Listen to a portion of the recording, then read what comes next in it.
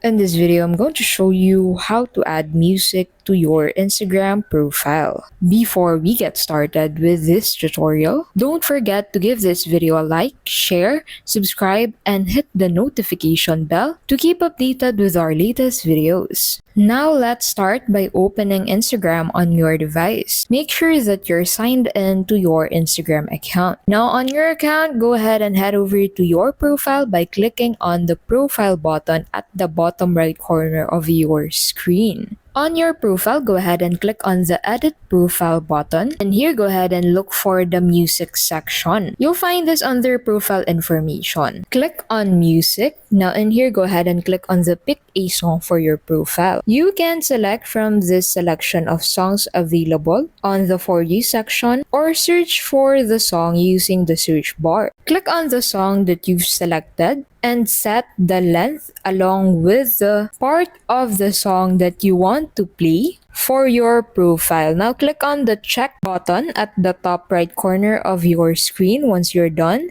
And click on the check button again. Now once you head back to your Instagram profile, you'll be able to find this song under your name.